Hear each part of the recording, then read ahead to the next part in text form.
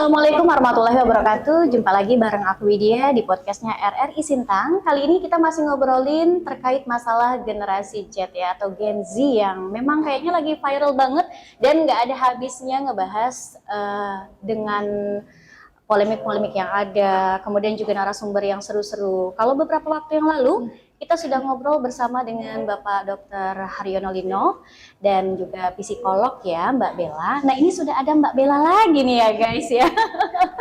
Jadi yang kemarin sempat tertunda pertanyaannya, kita sambung nih hari ini ya. Tapi Mbak Bella nggak sendirian ya, karena sudah ada juga Mbak Jatu. Mbak Jatu ini seorang pendidik ya. Iya. Wah, ini bakal seru sekali karena Mbak Jatu ini kan juga terjun langsung ya, bukan terjun bebas ya Mbak Jatu ya. Bukan, alhamdulillah ya. Iya, tapi terjun langsung menghadapi peserta didik. Kalau boleh tahu Mbak Jatu mengajar di mana? Saya ngajarnya di SMK, maaf ya, SMK Negeri 1 Sungai Teblian. Jadi dia ada di perbatasan antara Sintang sama Melawi. Mungkin yang sering bolak-balik ke Melawi mungkin tahu kali ya sekolahnya. Oke. Dan juga Mbak Bella ya, seperti yang kita ketahui adalah seorang psikolog muda nih yang ternyata ilmunya tidak semudah gelarnya karena pada tahun 2023 ya baru menyandang, tapi ilmunya banyak banget dan obrolan kita beberapa waktu yang lalu juga seru banget nih Mbak Bella. Kita lanjut lagi nih Mbak Bella ya. Terkait Gen Z yang bisa dikatakan tadi banyak masalah. Tema kita apa yang mempengaruhi stres pada generasi Z ya. Nah, ini saya langsung ke Mbak Bella dulu deh ya. Faktor utamanya apa aja nih Mbak? Yang penting kalau dilihat dari pelajar nih Mbak. Penyebabnya ya, penyebab stres itu. Yang pertama itu dari sekolah, Mbak. Adanya tuntutan akademik, kemudian mungkin adanya hubungan yang kurang baik dengan teman-teman di sekolah. Yang ketiga adalah hubungan yang kurang baik dengan guru.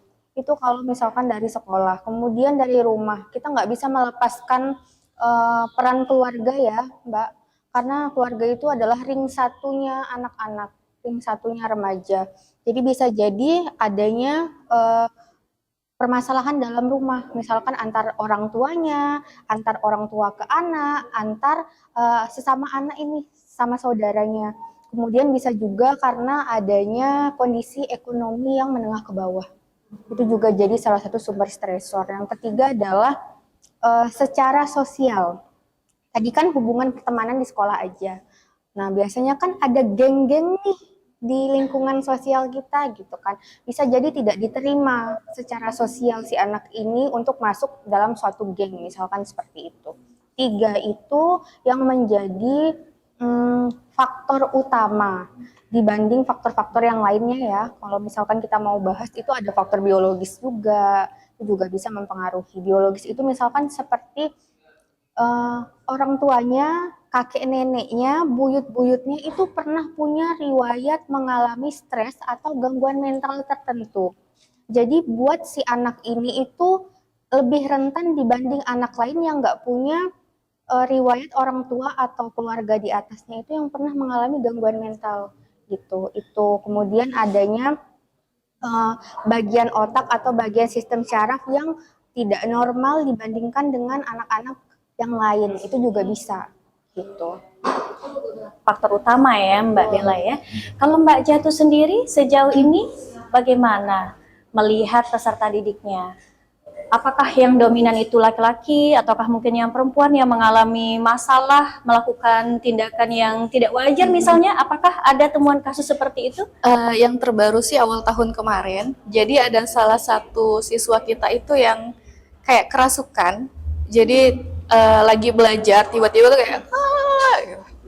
Dia ikutin aku kayak gitu. Heboh dong kan sekolah kan. Dibawalah ke depan. Terus kita coba bacain doa dan lain sebagainya, tidak ada perubahan yang gimana, tapi kayak masih bisa interaksi, masih bisa merasakan sakit dan lain sebagainya. Dan itu berulang beberapa kali, jadi dalam 1 minggu itu ada 2 atau 3 kali, sampai kami bilang, udah nggak usah masuk sekolah dulu, di rumah aja dulu, dan biar dekat gitu kan sama keluarga, biar keluarga bisa nanganinnya. Sampai dipasangin gelang-gelang ini anti yang kepercayaan menurut kepercayaan masing-masing lah ya. Nah, ini juga saya bingung gitu kan, gimana sih cara ngebedain peserta didik tuh yang memang benar-benar, ya kita tidak pungkiri bahwa memang ada makhluk di luar kita kan hidup, tapi gimana sih caranya bedain oh anak ini benar-benar kerasukan setan sama sebenarnya anak ini punya masalah gitu yang terpendam dan dia nggak bisa keluarin, makanya itu menumpuk jadi kadang-kadang histeris dan lain sebagainya, bahkan halusinasi kayak gitu. Cari perhatian, Cari gitu perhatian ya. kayak Apa gitu. itu anak yang sama, Bu? Iya, anak yang sama. Dan setelah kita telusuri memang dia lagi punya masalah keluarga, anak broken home. Nah, kalau begitu bagaimana tuh, Mbak? Saya coba jawab dari kacamata psikologi ya, dari sisi psikologis. Karena fenomena kesurupan ini kalau ditanya dari sisi psikologis, dari sisi agama pasti akan berbeda. Dari sisi budaya juga jawabannya akan berbeda. Kalau dari sisi psikologis sendiri, ketika seseorang berperilaku kesurupan, kalau kita sebutinnya ya, kesurupan itu sebenarnya terjadi karena adanya tekanan atau peristiwa yang gede banget yang terjadi sama dia, tapi dia nggak bisa untuk menghadapi itu. Jadi biasanya tipe-tipe anak-anak yang kesurupan ini secara kepribadian mereka itu memang pasif.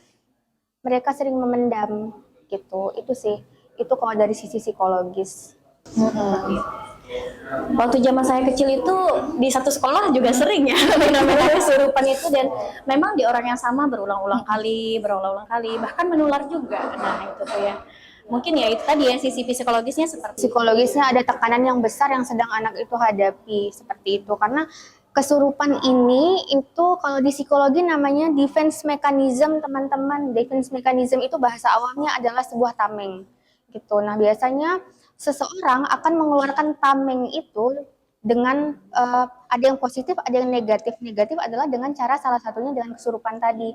Tujuannya buat apa? Supaya tidak ditanyakan ke dia, kamu lagi ngapain, dan tidak, intinya untuk mengatasi stres itu dengan cara kesurupan, seperti itu intinya gitu. Nah, tadi kan Bu Jatuh mengatakan kalau setelah ditelusuri ternyata broken home ya orang tuanya ya. Iya. Ada masalah keluarga lah begitu. Apa ada tindakan lanjutan dari pihak sekolah untuk hal ini? Ya, dari pihak sekolah sih berusaha untuk mendampingi ya. Jadi karena saya bukan guru BK, jadi itu tugasnya guru BK untuk mendampingi dan mungkin bertanya lebih lanjut ada masalah apa sebenarnya, walaupun kita juga sudah menyarankan untuk pergi ke psikolog, mungkin bisa dilakukan pemeriksaan lebih lanjut, cuma memang ya dari pihak keluarganya menolak, jadi kita juga tidak bisa memaksakan kan. Ya, jika situasi seperti ini dibiarkan terus-menerus, kedepannya apa yang bisa terjadi? Lebih parahnya kalau dari sisi psikologi. Oke, tadi kan Mbak Jatul mention ya, si anak itu ada ngomong, iya dia ngikutin aku seperti itu. Karena dari kacamata psikologi itu mungkin sudah ada indikasi ke psikotik. Halusinasi secara visual, melihat sesuatu yang tidak bisa dilihat manusia. Halusinasi auditori, mungkin ada suara-suara yang ngajak dia untuk keluar, narik dia dan lain sebagainya. Kalau misalkan dibiarkan, hal ini takutnya si anak ini bisa mengalami gangguan mental yang lebih serius, yaitu gangguan mental yang ada gejala psikotiknya tadi, halusinasi visual, auditori dan lain sebagainya. Itu sih. Makanya yang pembahasan minggu lalu yang saya sampaikan, harusnya orang tuanya lebih peka karena setiap perubahan yang anak tunjukkan itu adalah sebuah pesan yang ingin dia sampaikan ke kita, orang tuanya atau walinya. Jadi dalam hal ini memang orang tua sangat berperan sekali ya, harus peka sekali terkait hal itu. Selain kasus kesurupan, apa ada kasus-kasus lain juga yang ditemukan di sekolah? Oh iya, ini masalah emosional. Jadi pernah terjadi di kelas saya, waktu itu saya wali kelasnya. Ada satu anak, dia lagi tidur di mata pelajaran seorang guru. Guru itu marah dong. Di ini meja, dihempasin meja kayak, ayo bangun kayak gitu kan. Si anak balik marah. Kenapa sih Bapak suruh saya bangun? Kayak gitu. Nah, itu sempat heboh tuh karena itu siswa saya. Jadi guru itu sempat tidak mau masuk ke kelas saya karena dengan alasan murid ibu itu enggak punya etika. Kita tegur malahan marah balik gitu kan. Nah, itu juga sama kayak saya kan kadang kita nggak tahu ya permasalahan apa sih yang sebenarnya terjadi di rumah siswa-siswa kita. Nah, apakah ada cara untuk mencari tahu gitu loh, atau screening awal deh untuk cari tahu ternyata anak ini kayaknya ada gejala apa ya, depresi kayak gitu. Ada nggak sih cara-cara yang kita bisa lihat gitu? Cara yang paling utama adalah dengan tadi menggunakan SDQ dan SRQ itu ya. Terus cara yang kedua yang paling bisa dilihat adalah adanya perubahan perilaku. Nah, biasanya ibu kalau guru kan kita terbatas ya kontak langsung dengan siswa gitu. Setahu saya di sekolah itu ada yang namanya OSIS, MPK atau pengurus kelas kayak ketua kelas, wakil ketua kelas seperti itu. Nah, sumber daya siswa-siswa inilah orang-orang yang ada di organisasi sekolah dan juga pengurus-pengurus kelas ini yang harus diberdayakan. Mereka harapannya karena mereka adalah orang-orang terpilih jadi pengurus kelas, harapannya mereka bisa lebih peka untuk melihat perubahan-perubahan perilaku kawan-kawannya. Jadi pendekatannya itu nggak langsung dari guru ke siswa, tapi siswa ke siswa terlebih dahulu. Karena biasanya siswa itu kan akan lebih merasa mudah untuk bercerita dan terbuka dengan sesama temannya kan. Nah, mungkin ini bisa jadi program baru nantinya atau salah satu cara yang bisa dilakukan yaitu melakukan pendekatan antara siswa ke siswa dengan cara observasi aja. Gitu. Tadi perubahan perilaku yang kok ini kayaknya lebih banyak diem ya, lebih banyak di kelas dibandingkan dengan hari-hari atau minggu-minggu sebelumnya. Yang ini kok banyak absennya ya, atau yang ini kok di kelas sering tidur. Kenapa nih, ada apa gitu. Perubahan-perubahan itu yang dicatat, kemudian nanti dari ketua kelas misalkan sampein ke guru BK, ibu siswa ini ada perubahan perilakunya begini, nanti baru dari situ BK ambil tindakan, anaknya misalkan dipanggil, lakukan pendekatan gitu. Kalau masih bisa ditangani dengan BK, bagus. Tapi kalau misalkan si anak ini tidak mau terbuka atau ada gejala-gejala yang memang mengarah ke gangguan kayak kecemasan, depresi, berarti sudah harus lakukan perujukan ke vaskes pertama, vaskes layanan primer yaitu puskesmas misalkan. Ya, seperti beberapa waktu yang lalu kita bahas ya di Puskesmas Sungai Durian Sintang. Nah, ini kan kalau di sekolah kan apalagi tahun ajaran baru ya, Mbak Jatuh ya. Iya. Ada ditemukan banyak sekali kasus seperti bully gitu ya. Nah, itu tuh apa penyebabnya anak bisa dibully dan apa sebabnya anak itu menjadi pembuli? Nah, ini kan dari psikologis ya, mungkin juga ada. Oke, jadi salah satu jurnal dan temuan yang memang pernah saya baca dan saya tangani juga, pelaku bully, bully itu seperti mata rantai. Jadi pelaku bully kalau kita gali lebih dalam, ternyata dia itu juga pernah jadi korban bully. Entah itu di sekolah atau di rumahnya sendiri, gitu. Nah, jadi biasanya pelaku bully ini menunjukkan rasa marahnya dengan membuli temannya gitu. Jadi kalau di psikologi itu ada nama istilahnya displacement. Dia menunjukkan rasa marahnya atau rasa ketidaksukaannya itu kepada orang yang dia anggap lebih lemah dibanding dia. Karena biasanya korban-korban bully ini tuh siswa-siswa yang pasif seperti itu. Nah, itu mata rantainya. Nah, jadi siswa yang pasif kenapa bisa jadi korban bully? Karena dia tidak punya kemampuan, tidak punya power. Aku rasanya lebih rendah dibanding orang lain.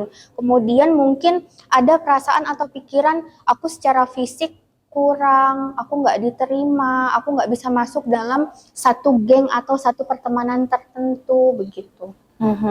Itu salah satu penyebabnya ya. Nah, kalau dari Mbak Jatuh sendiri, selama mengajar nih Mbak Jatuh, ada kasus bully? Pasti ada. Ya, cuma mungkin tidak separah kayak di kota sampai ke fisik ya. Pengajar apa sih kayak dihajar secara fisik tuh enggak ada, tapi memang baru terjadi juga minggu lalu atau 2 minggu lalu. Jadi ada seorang anak, dia mau memberikan speech perpisahan perwakilan dari adik kelas untuk kakak kelasnya. Ya, dia cukup bagus sih mentalnya. Dia maju ke depan, tapi kawan-kawannya tuh kayak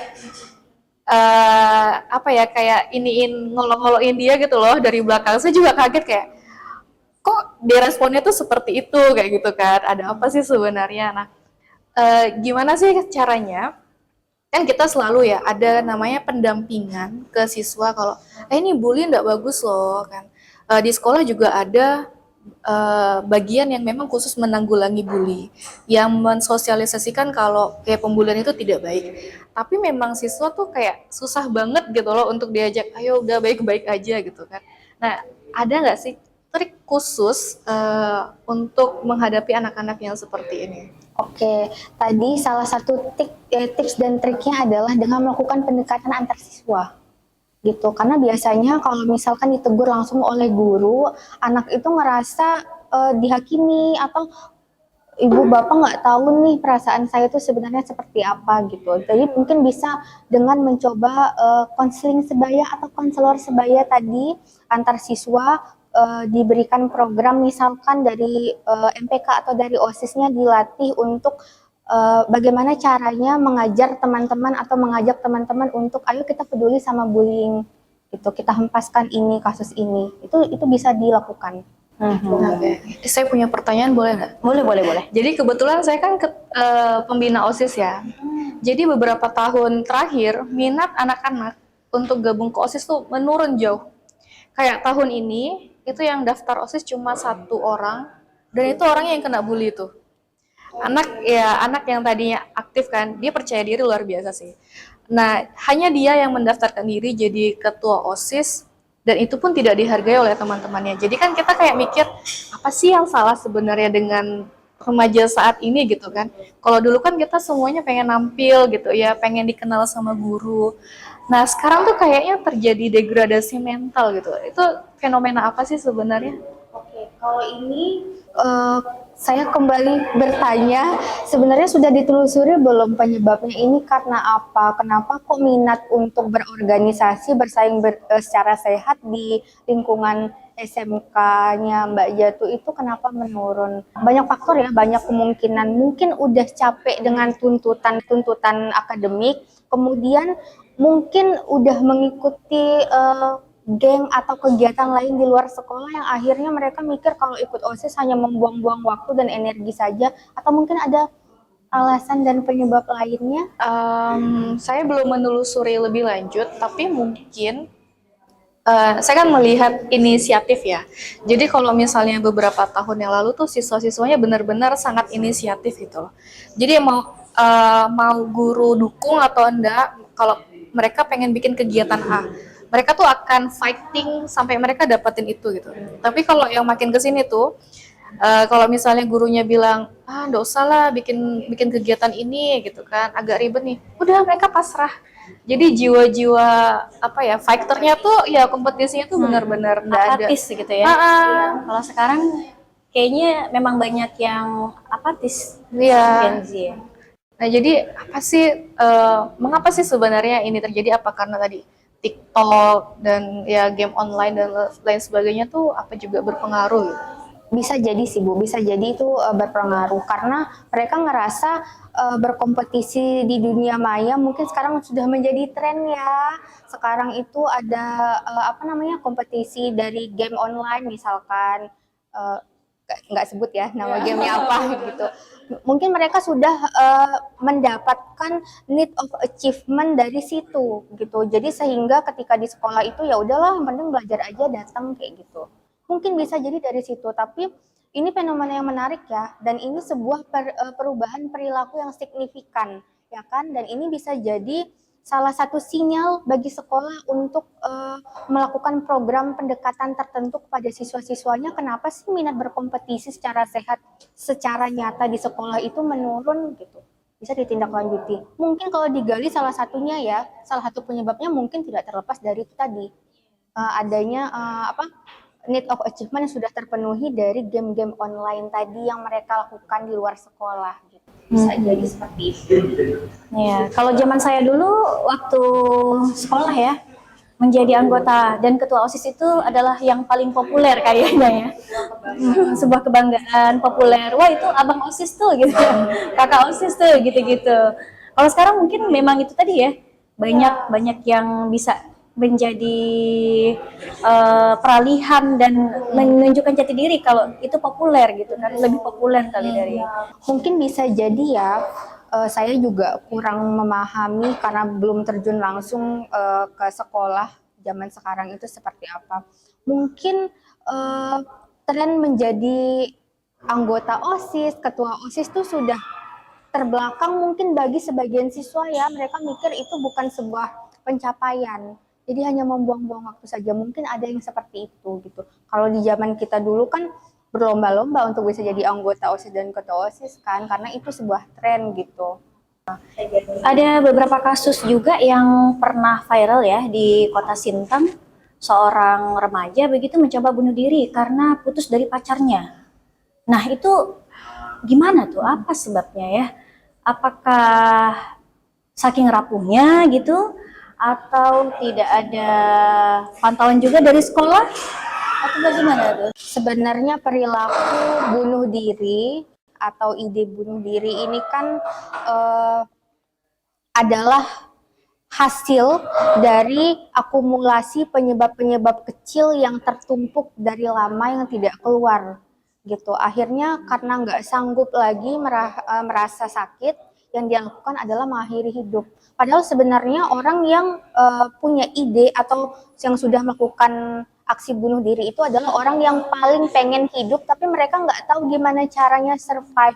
Apa alasan aku untuk hidup tuh mereka udah nggak tahu. Jadi ya udah deh, daripada ngerasain sakit, mendingan aku akhiri saja hidup ini gitu.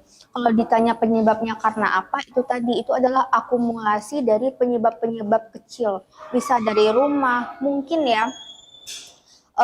Di rumah itu harusnya kan kita ketika pulang ke rumah tuh kan ngerasa tenang, damai. Rumah tuh nggak cuman tempat istirahat secara fisik, tapi psikis juga. Ada orang tua kita yang bikin kita ngerasa rindu, kita didengerin kalau ngomong, ada yang seperti itu. Bisa jadi si anak ini kalau digali, ternyata di rumah tuh kayak medan perang.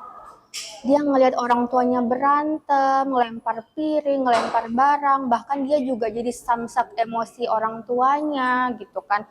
Nah harapannya ketika dia punya pasangan, pasangannya itu bisa jadi rumah buat dia secara psikis gitu loh. Nah, terus dia diputusin nih sama si pasangannya. Kalau kita lihat dari kacamata secara universal, diputusin pacar tuh hal yang sangat sepele. Tapi buat semua orang ini tuh adalah trauma yang besar. Ini luka yang dalam.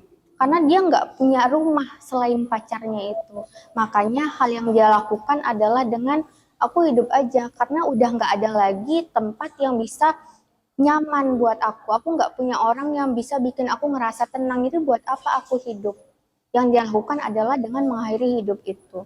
Jadi itu sih yang kita lihat rapuh, kalau kita gali lebih dalam ternyata lukanya gede banget. Itu yang biasanya tidak kelihatan dan tidak tergali. Kalau sudah mengalami hal ini, apakah bisa sembuh? Gangguan tergantung. Jadi kita harus melihat asesmen lebih dalam, karena gangguan mental itu kan terdiri dari 3 level, ringan, sedang, dan berat. Nah biasanya orang-orang yang menunjukkan perilaku dengan suicide atau bunuh diri mengakhiri hidup itu biasanya masuk ke gangguan jiwa yang sedang ke berat. Gitu. Kalau misalkan belum ada gejala psikotik tadi yang halusinasi dan lain sebagainya, sangat bisa sembuh. Kuncinya cuma satu, mau atau enggak. Berarti dari dalam diri dia sendiri. Betul, mau atau tidak. Jika seseorang ini sudah sembuh, remaja ini sembuh, ketika dia besar, punya anak, punya keluarga, apa itu bisa kambuh lagi ya? Tidak menutup kemungkinan gitu. Makanya ketika pergi ke psikolog, psikolog itu tidak hanya bercerita aja ya teman-teman, perlu digarisbawahi. Ketika kita pergi ke psikolog, ada satu skill baru yang kita pelajari, ilmu baru yang akan psikolog berikan kepada pasiennya, itu jadi bekal yang harus dipraktikkan seumur hidup. Misalkan tadi, dia nggak tahu nih cara untuk menyelesaikan emosinya seperti apa, jadi nyakitin diri, bahkan mau ada ide untuk bunuh diri gitu.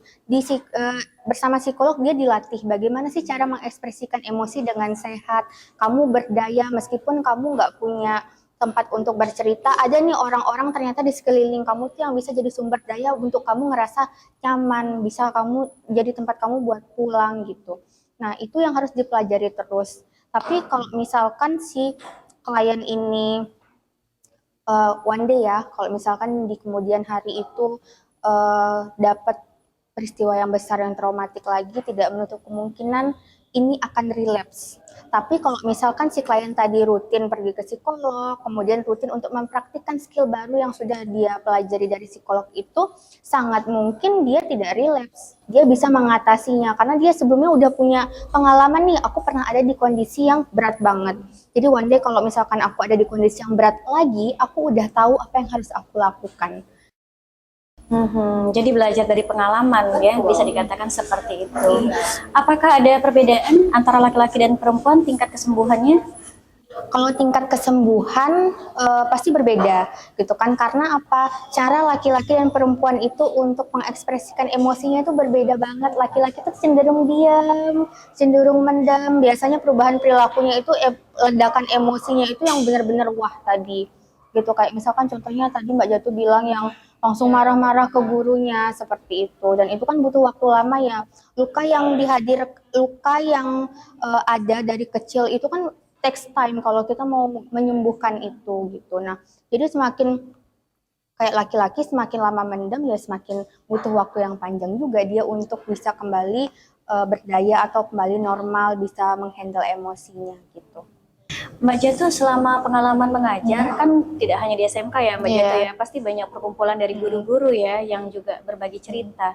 Masalah yang paling sering dihadapi apakah kurang lebih sama atau misalnya nih ada kasus anak mencuri dan lain sebagainya, apakah ada juga yang seperti itu ya? Ya, ada juga kasus mencuri, termasuk juga di beberapa tempat, saya nggak mau nyebutin, ada juga seperti pelecehan seksual. Nah, jadi saya nggak tahu mengapa kalau zaman kita dulu sekolah kan kayak pergi ke sekolah ya udah cuma buat belajar, pulang buat main gitu kan. Tapi mereka tuh berpikirnya udah jauh banget gitu loh. Nah, ini nih juga kenapa gitu, Apa ini juga salah satu penyebab ya stres pada Gen Z tadi ini tadi? Jadi salah satu penyebabnya. Indikasinya ke situ juga sama ya berarti ya, ketertarikan terhadap sesuatu, pelarian begitu ya. Jadi sebuah pelarian juga bagi si Gen Z ini. Ya, apa yang harus dilakukan oleh pendidik ke depannya nih? Mungkin dari Mbak Bella ada ide-ide brilian terkait masalah yang sering dihadapi oleh para pendidik ya. Karena kayaknya bukan hanya di Kota Sintang saja ya Mbak Jatuh ya, tapi di seluruh Indonesia. Selain orang tua, gurulah yang dekat juga kan dengan peserta didik. Oke, kalau saran dari saya adalah khusus untuk kasus anak dan remaja itu penanganannya tidak boleh terlepas dari orang tua, guru, dan juga bantuan profesional. Jadi 3 ini memang harus dilibatkan gitu. Selain menangani si anaknya itu sendiri gitu kan. Jadi orang tua dan guru itu juga wajib untuk dilibatkan. Salah satu caranya tadi mungkin dengan bekerja sama dengan layanan primer yang ada layanan psikolognya, mungkin untuk melakukan screening dalam jangka waktu yang ditentukan, misalkan untuk melihat apakah siswa-siswa di sini itu ada mengalami permasalahan atau tidak, terutama siswa-siswa yang baru Mbak, yang baru masuk sama yang akan lulus, itu kan tekanannya kan pasti berbeda ya, itu bisa dilakukan kerjasama. Kemudian tadi lakukan pendekatan antara siswa dan siswa terlebih dahulu, kemudian naik siswa dan guru BK. Kalau guru BK tidak bisa menangani, itu mungkin bisa langsung refer ke psikolog ataupun psikiater, seperti itu. Kalau dari Mbak Jatuh sendiri mungkin ada beberapa ide yang ya belum tercurahkan begitu ya untuk dunia pendidikan sendiri terkait mengatasi stres pada generasi muda atau Gen Z ini Mbak. Banyak sih ya kalau misalnya ide dari cerita teman-teman juga gitu kan. Sebenarnya sekolah itu pengen banget bisa ada pendampingan dari psikolog secara langsung. Karena kan kalau guru BK pasti terbatas ya, mereka juga toolsnya terbatas. Mungkin apakah ada ya kayak tools sederhana yang tidak harus psikolog gunakan tapi guru tuh juga bisa gunakan untuk men-screening dari awal sekali, yang sederhana banget gitu untuk tahu kalau oh anak ini kayaknya ada kecenderungan depresi deh, karena kan jujur mungkin tidak semua sekolah punya budget untuk hire psikolog ke sekolah ya kan, apalagi sekolah-sekolah kecil di kampung gitu kan. Nah apakah ada tools yang bisa dibagikan ke guru-guru mungkin yang ya nantinya mungkin bisa konsultasikan gitu ke psikolog. Setahu saya, SDQ dan SRQ itu bisa dilakukan oleh di luar non-nakes. Seperti itu. Jadi karena ikan itu fungsinya hanya untuk screening seperti itu ya. Nanti habis itu di scoring, kemudian yang bermasalah itu bisa langsung di refer ke psikolog seperti itu. Itu tools yang bisa dilakukan atau dipakai untuk untuk di luar psikolog, di luar nakes seperti itu.